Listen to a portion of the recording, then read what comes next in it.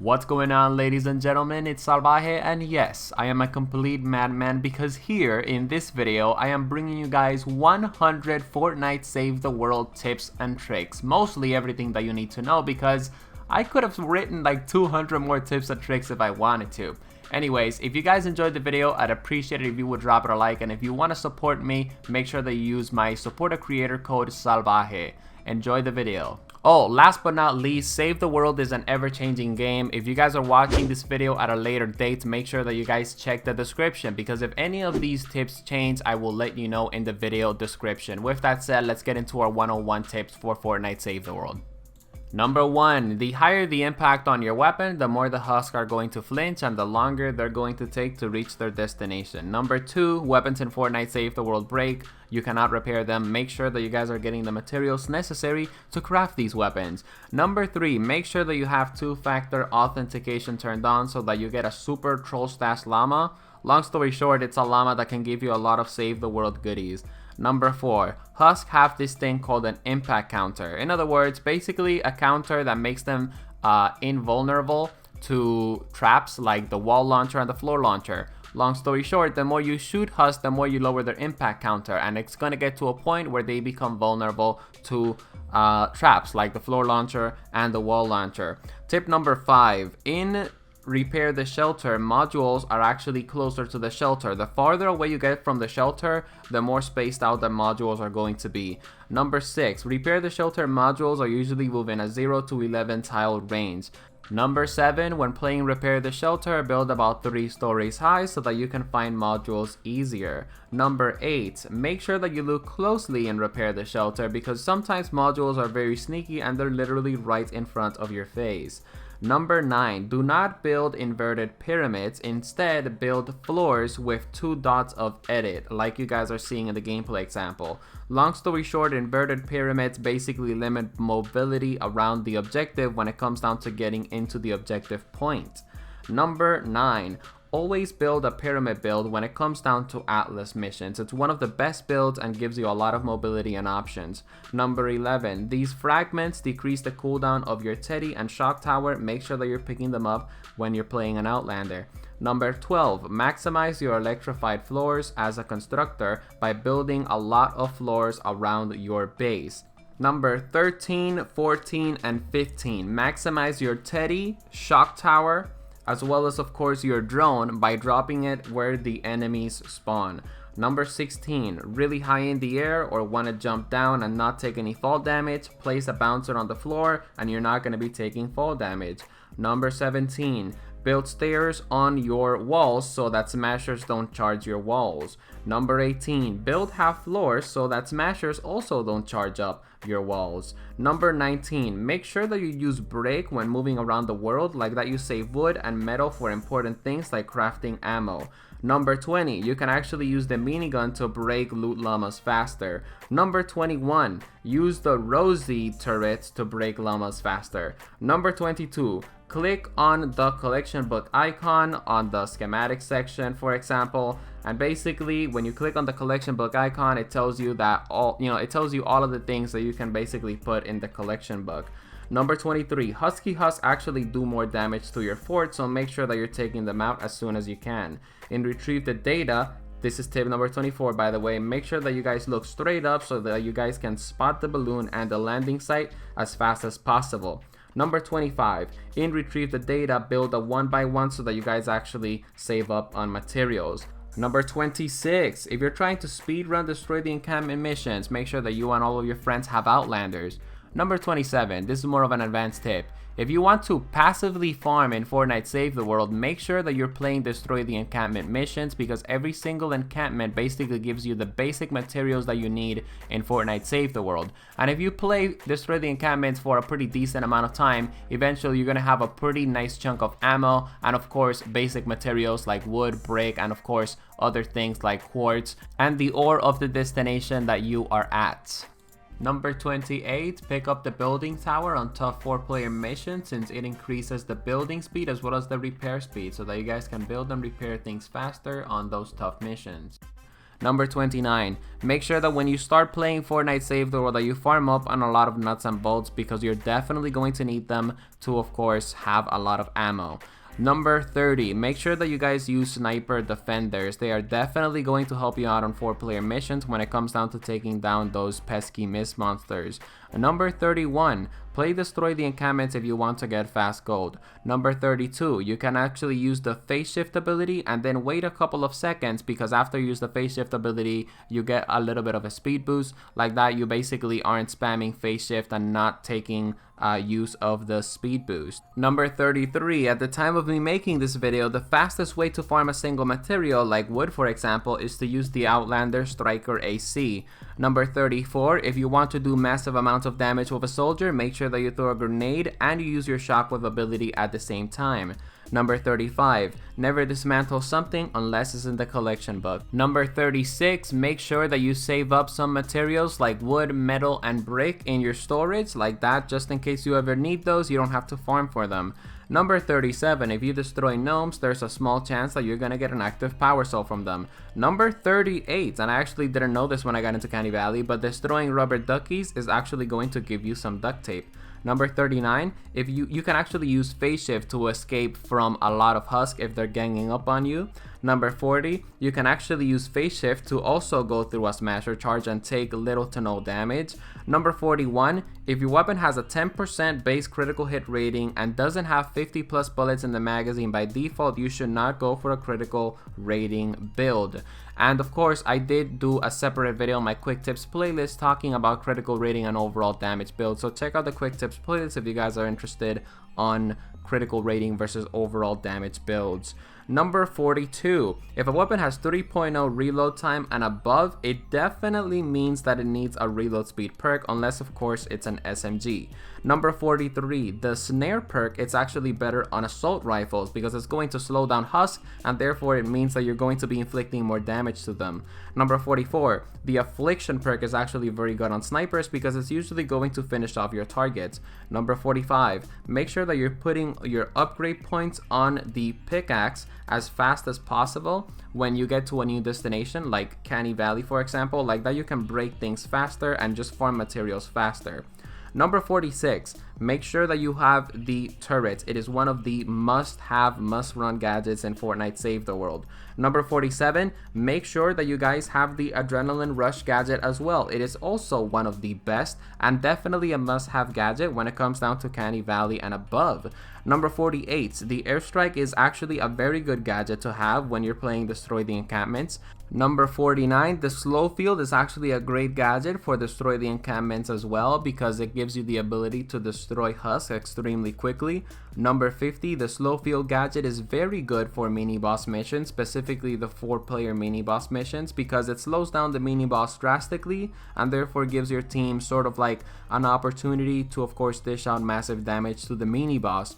Number 51, if you want to have a huge amount of materials for a long time as a constructor, run a constructor with recycle and run the supply drop gadget as well.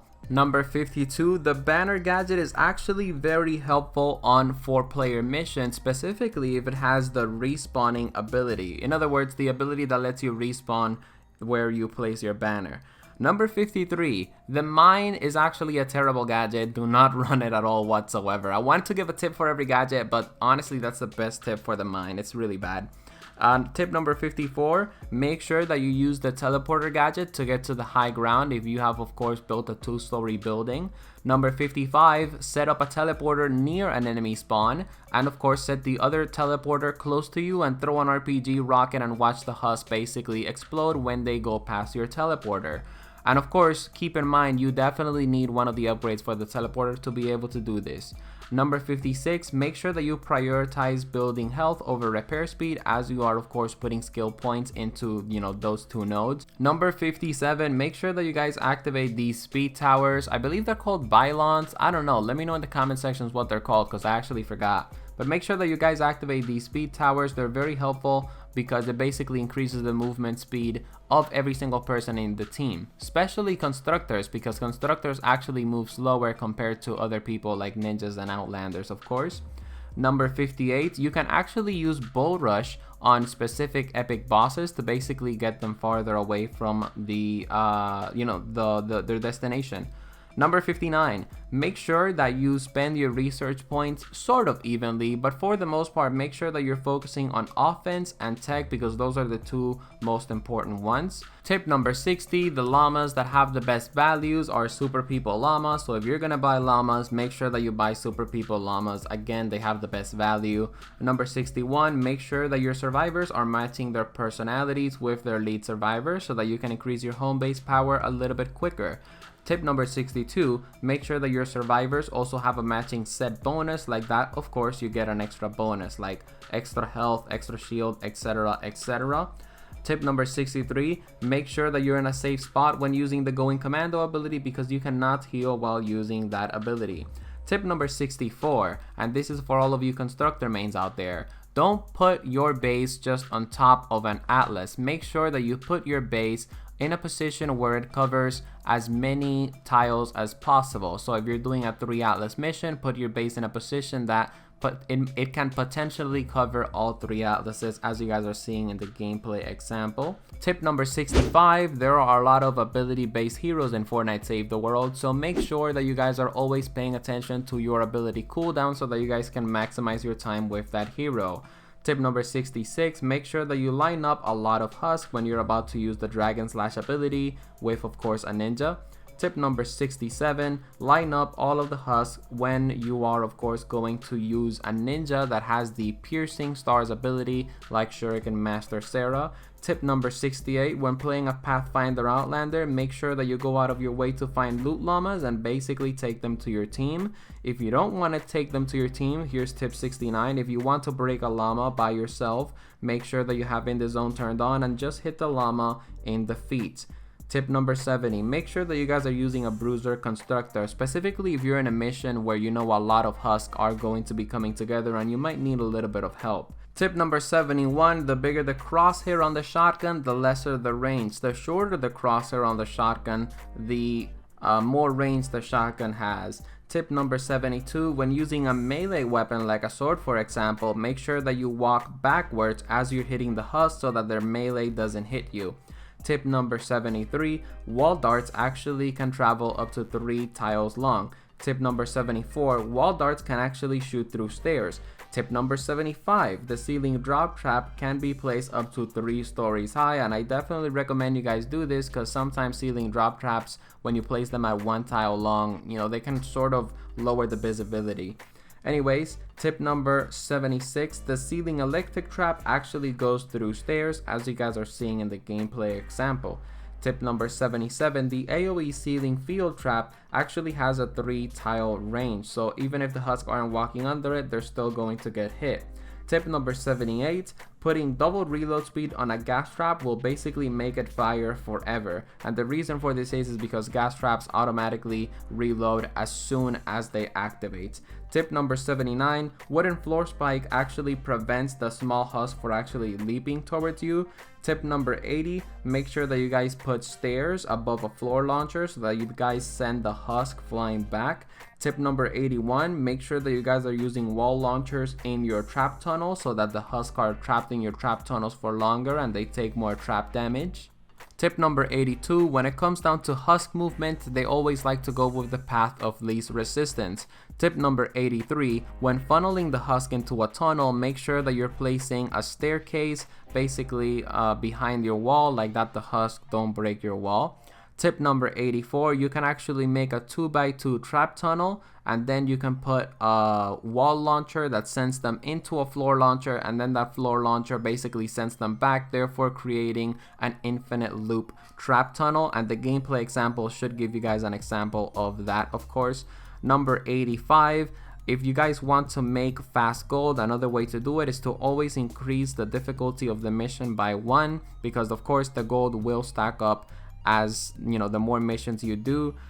Tip number 86, shout out to the boys at Storm Shield 1. Go to the website Storm Shield 1 so you can never miss out on a V-Buck mission. Number 87, place a floor launcher on the floor so people don't edit you out. A lot of players in Save the World sometimes like to edit you out when you're on top of a repair the shelter, for example. So by placing a floor launcher, they basically can't edit you into the bottom of the shelter. Tip number 88, you can actually re-roll your daily missions once a day. Tip number 89, the fastest way to do Canny Valley Act 2 and Act 3 missions is to destroy the encampments. Tip number 90, make sure that you guys are lining yourself up against multiple husks when using a noble launcher, so that you can get as many husks as possible with the noble launcher. And if you don't have a noble launcher, don't worry, Epic said that eventually event weapons and items are going to become part of the base game. Anyways, tip number 91, always have traps crafted in your backpack because you never know when you're going to need them. Tip number 92, if you don't know how to use your people, basically transform them into blue survivors so that you can get free training manuals. Tip number 93, farm hero, schematic, and survivor XP very quickly by doing 4-time Atlas 4-player missions. Tip number 94, make sure that you guys are running expeditions with these cache boxes so that you guys can get free materials and ore. Tip number 95, if you run expeditions with the red toolbox, you can actually get a lot of nuts and bolts and a lot of herbs. Tip number 96, if you guys want to farm fibrous herbs as fast as possible, go to a grassland or forest area. Tip number 97, the fastest way to farm nuts and bolts is to go to a city. Tip number 98, if you want to farm sunbeam and other level 100 materials, go to a level 100 storm chest or a level 100 area. Tip number 99, the fastest and best way to farm materials, specifically ores in Save the World, I would probably say that it's just by doing storm chests. Tip number 100, make sure that you guys build the radar towers that have the quartz crystal, because they will give you the specific ore of that destination. And tip number 101, make sure that you guys subscribe to the channel because I'm probably gonna do a part 2 and a part 3. That's right, 200 more Fortnite Save the World tips, because there's actually a lot more tips that I left out in this video just because I wanted to just do 101 tips. If you guys enjoyed the video and want to support me, feel free to rock my creator code Salvajee. Or you guys can of course drop the video a like, since this video took me about 10+ hours to make. Additionally, and most importantly, at the end of the day, I made this video for all of you brand new Save the World players. I hope that you found this video helpful, and I hope that you learned a lot of new things in this video. Keep enjoying Save the World, and of course subscribe for more Save the World content, guides, and tutorials.